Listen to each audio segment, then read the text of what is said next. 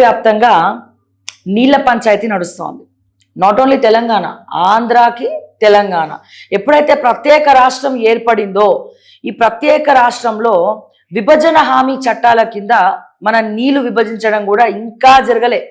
2014లో ముఖ్యమంత్రి కేసీఆర్ గారు మొట్టమొదటిసారి ముఖ్యమంత్రిగా ప్రమాణ స్వీకారం చేయడం జరిగింది. ఇప్పుడు రెండవ ముఖ్యమంత్రి వచ్చి 2 ఏళ్ళు అవుతోంది. మళ్ళీ చంద్రబాబు నాయుడు గారు కూడా తెలంగాణకి రావడం జరిగింది. దానికి సంబంధించినటువంటి మీటింగ్ ఏర్పాటు చేసుకున్నారు. విభజన హామీ చట్టం అని చెప్పి వచ్చిన కొత్తలో ఏదో కొత్తగా మోజుకోను ఇంకా దేనికోసమో అద్భుతంగా మాట్లాడుకున్నారు. అయితే మొన్న అసెంబ్లీలో power point presentation Uttam Kumar Reddy గారు ఈ నీటిపారుదల శాఖ గురించి అండ్ అలాగే విభజన హామీ చట్టం వాళ్ళ వాటా అంటే ఈ తెలంగాణలో ఉన్న నీళ్లు ఆంధ్రాకి ఎన్ని పోతున్నాయి, ఇది కేవలం గత ప్రభుత్వం వల్ల జరిగింది అని కాంగ్రెస్ వాళ్ళు లేదు మేము సంతకం పెట్టి వాళ్ళకి పంపించినాం, మేము అప్పుడే ప్రశ్నించినాం, మేము చేపల పులుసు ఏం ఉట్టిగా తినలే అని చెప్పి బీఆర్ఎస్ పార్టీ ఏం చెప్తోంది, ఆ లెటర్ కూడా బయట పెట్టి అసెంబ్లీలో ఈ బీఆర్ఎస్ పార్టీకి అవకాశం ఇవ్వలేదు పవర్ పాయింట్ ప్రజెంటేషన్ గురించి మాట్లాడడానికి. మేము దీన్నే బూచిగా చూపించి మేము అసెంబ్లీని బాయ్కాట్ చేసినాం.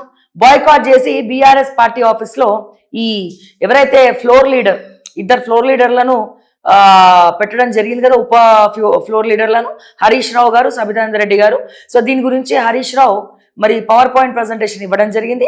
ఇక ఏకంగా అసెంబ్లీలో పవర్ పాయింట్ ప్రజెంటేషన్ ఈసారి ప్రిపేర్ అయ్యి మరి ఉత్తమ్ కుమార్ రెడ్డి వస్తే ఎమ్మెల్యేలు బీజేపీ ఎమ్మెల్యేలేమో నిద్రపోబట్టే, కాంగ్రెస్ ఎమ్మెల్యేలేమో అసలు సభలో లేరు. సో దాని మీద ముఖ్యమంత్రి రేవంత్ రెడ్డి కూడా సీరియస్ అయినాడు. ముఖ్యమంత్రి రేవంత్ రెడ్డి గారు ఏమన్నారు, నేను అసలు క్యాన్సిల్ చేసి పడేసిన, ఆంధ్ర ప్రభుత్వానికి లేఖ రాసిన, నేనే దీన్ని కాంట్రవర్సీ చేసి ఆంధ్ర ప్రభుత్వానికి చూపించా, ఇది కరెక్ట్ కాదని చెప్పా అని చెప్పి రేవంత్ రెడ్డి అసెంబ్లీ సాక్షిగా మాట్లాడితే రేవంత్ రెడ్డి పరువు పోయింది.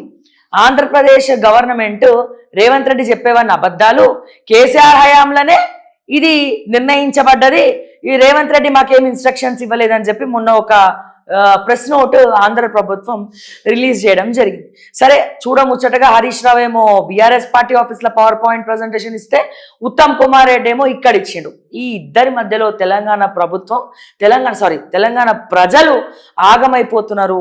మనకి రావాల్సినటువంటి నీళ్ళ వాటా తేలట్లే, అటు ఆంధ్రాకి వెళ్ళాల్సిన నీటి వాటా తేలట్లే అనొద్దు, సైలెంట్గా ఆంధ్రాకి వెళ్ళాల్సిన నీళ్ళు వెళ్తున్నాయి, కానీ మన తెలంగాణ నోట్లో మాత్రం మట్టి కొడుతుంది. సారీ నీళ్లు కొట్టట్లే, ఆ నీళ్లు మొత్తం తవ్వంగా మిగిలిన మట్టి మన తెలంగాణ ప్రజల నోట్లో కొడుతున్నారు.